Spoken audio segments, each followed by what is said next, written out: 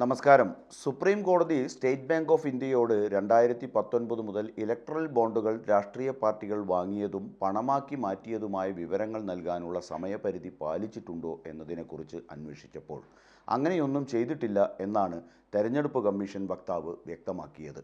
തെരഞ്ഞെടുപ്പ് കമ്മീഷൻ വിവരങ്ങൾക്കായി SBIയെ സമീപിച്ചിട്ടുണ്ടോ എന്നതിനെക്കുറിച്ചും ഒരു വിവരവുമില്ല. ഇലക്ട്രൽ ബോണ്ടുകൾ ഭരണഘടനാ വിരുദ്ധമാണെന്ന് പ്രഖ്യാപിച്ച സുപ്രീം കോടതി ഉത്തരവിനെതിരെ തെരഞ്ഞെടുപ്പ് കമ്മീഷനും ധനമന്ത്രാലയവും നിയമമന്ത്രാലയവും മൗനം പാലിക്കുകയാണ്. ഇന്ത്യയിലെ ഏറ്റവും വലിയ പൊതുമേഖലാ ബാങ്കായ SBI കോടിക്കണക്കിന് രൂപയുടെ കണക്ക് ലഭ്യമാക്കാത്തതിൽ അമർഷം പുകയുകയാണ്.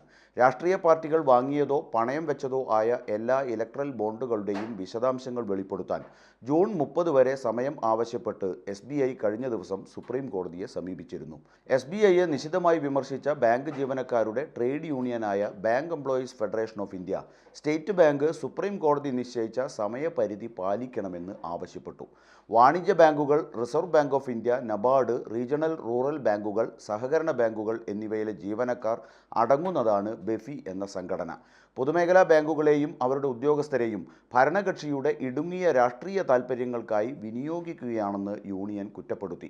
സുപ്രീം കോടതിയിൽ സമയം നീട്ടി ചോദിച്ചപ്പോൾ SBI പറഞ്ഞ കാരണങ്ങളെക്കുറിച്ച് സംഘടന രൂക്ഷമായ പ്രതികരണമാണ് നടത്തിയത്. ഇന്ത്യയിലെ ഏറ്റവും വലിയ ബാങ്കായ SBI ആരോപിക്കുന്ന കാരണം വിചിത്രമാണ്. ചില വിവരങ്ങൾ മുദ്രയിട്ട കവറുകളിൽ സൂക്ഷിച്ചിരിക്കുന്നതിനാൽ നൽകാൻ കാലതാമസമെടുക്കുമെന്നാണ് അവർ കോടതിയെ അറിയിച്ചത്. ഡാറ്റ ഇപ്രകാരം കടലാസു രൂപത്തിൽ സംഭരിച്ചിരിക്കുന്നുവെന്നത് ഡിജിറ്റൽ യുഗത്തിൽ, പ്രത്യേകിച്ച് ബാങ്കിംഗ് മേഖലയിൽ തീർത്തും അസംബന്ധമാണ്. ഒരു മൗസിൻ്റെ ക്ലിക്കിലൂടെ ലഭ്യമാകുന്നതാണ് സുപ്രീം കോടതി ആവശ്യപ്പെട്ട ഡാറ്റ എന്നിരിക്കെ കോടതിയെ വ്യാജ വിവരം ധരിപ്പിച്ച് ബാങ്കിനെ നിഴലിൽ നിർത്തുന്നത് അത്യന്തം അപലപനീയമാണെന്ന് സംഘടന വ്യക്തമാക്കി. യൂണിയൻ കൊൽക്കത്തയിൽ നിന്ന് പുറപ്പെടുവിച്ച പ്രസ്താവനയിലാണ് ബാങ്ക് മേധാവികൾക്കെതിരെ ആഞ്ഞടിച്ചത്. സംഘടനാ സെക്രട്ടറി S. ഹരിറാവു ഒപ്പിട്ട പ്രസ്താവനയാണ് മാധ്യമങ്ങൾക്ക് നൽകിയത്.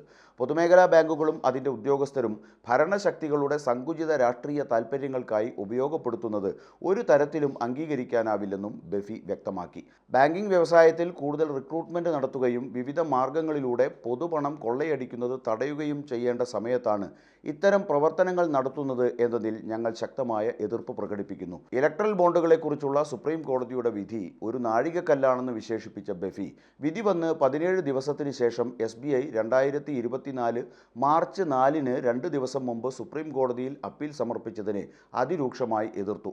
2024 ജൂൺ 30 വരെയുള്ള സമയപരിധിയായി കോടതിയുടെ നിർദ്ദേശം അനുസരിക്കാൻ സമയം തേടുന്നതിലൂടെ ആ സമയത്തിനകം പൊതു തെരഞ്ഞെടുപ്പുകൾ അവസാനിപ്പിക്കുമെന്ന കണക്കുകൂട്ടലാണുള്ളത്. ഇലക്ട്രൽ ബോണ്ടുകളുടെ രേഖകൾ സൂക്ഷിക്കാൻ SBIയോട് ഉത്തരവിട്ട 2019 ബെഞ്ചിൻ്റെ ഭാഗമായ മുൻ സുപ്രീം കോടതി ജഡ്ജി ജസ്റ്റിസ് ദീപക് ഗുപ്ത അധിക സമയം ആവശ്യപ്പെട്ട SBI കോടതിയിൽ പറഞ്ഞ കാരണം താൻ വിശ്വസിക്കുന്നില്ലെന്ന് വ്യക്തമാക്കി. ഒരിക്കൽ ഈ വിവരങ്ങൾ സൂക്ഷിക്കാൻ കോടതി നിർദ്ദേശിച്ചു കഴിഞ്ഞാൽ അത് സൂക്ഷിക്കേണ്ടത് അവരുടെ ബാധ്യതയാണ്. അങ്ങനെ ഒരു കോടതി അവരോട് അത് വെളിപ്പെടുത്താൻ ആവശ്യപ്പെടുമ്പോൾ അവർ അത് എത്രയും വേഗം വെളിപ്പെടുത്തണം. അവരത് വെളിപ്പെടുത്താൻ മാസങ്ങൾ എടുക്കുമെന്ന് പറഞ്ഞത് ഒട്ടും ശരിയായില്ലെന്നും അദ്ദേഹം നിരീക്ഷിച്ചു. ഭരണഘടനാ സ്ഥാപനങ്ങളെ ഒന്നാകെ കാൽക്കീഴിലാക്കിയ മോദി ഭരണകൂടം പൊതുമേഖലാ ബാങ്കുകളെ കൂടി ചൊൽപ്പടിക്ക് നിർത്തുന്നതിനെതിരെ ജീവനക്കാരുടെ സംഘടന നടത്തുന്ന പ്രതിഷേധം ഫലം കാണുമോ എന്ന് കാത്തിരുന്ന് കാണാം.